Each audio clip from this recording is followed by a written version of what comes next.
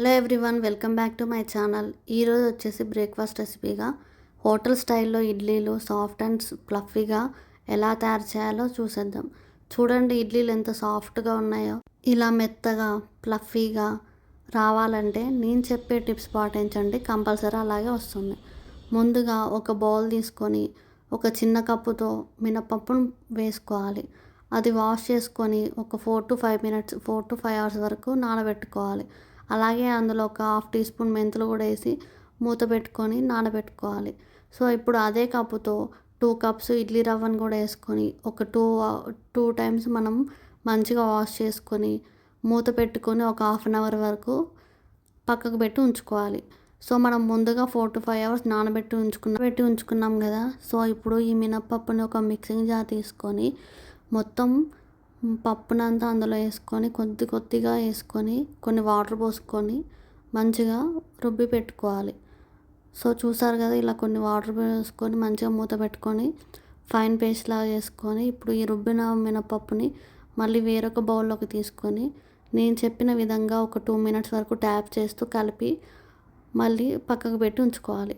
So మనం ముందుగా నానబెట్టి ఉంచుకున్న ఇడ్లీ రవ్వని గట్టిగా వాటర్ లేకుండా మొత్తం అందులోకి పిండిలోకి ట్రాన్స్ఫర్ చేసుకోవాలి. సో ఇప్పుడు వచ్చేసి మనం మొత్తం ట్రాన్స్ఫర్ చేసుకున్నాం కదా, దీనంతా మంచిగా కలుపుకోవాలి.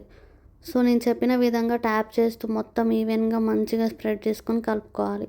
సో ఈ కలుపుకున్న పిండిని నైట్ అంతా ఫర్మెంటేషన్స్కి మూత పెట్టి ఒక 8 hours వరకు ఫర్మెంటేషన్ చేసుకుంటే మనకి పిండి ఇలా రెడీ అయిపోతుంది.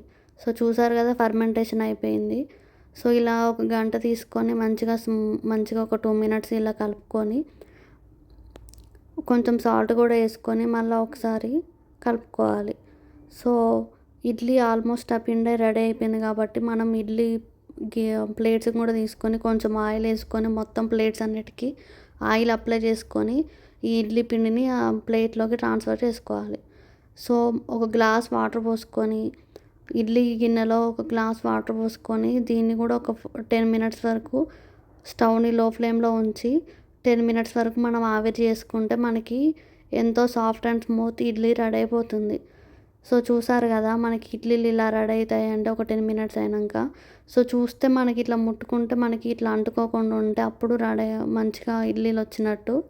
సో ఇప్పుడు ఇడ్లీని మంచిగా వేరొక ప్లేట్లోకి ట్రాన్స్ఫర్ చేసుకొని ఇప్పుడు చట్నీ లేదా సాంబార్తో సర్వ్ చేసుకుంటే మనకి taste and smooth idli ready. ఈ వీడియో మీకు నచ్చినట్లయితే లైక్ అండ్ షేర్ చేయండి. అలాగే మరిన్ని సింపుల్ అండ్ టేస్టీ రెసిపీస్తో సబ్స్క్రైబ్ చేయండి. మీకు ఈ పల్లి చట్నీ రెసిపీ కావాలంటే నేను ఆల్రెడీ నా ఛానల్లో అప్లోడ్ చేశాను, చూసేయండి. Thank you all.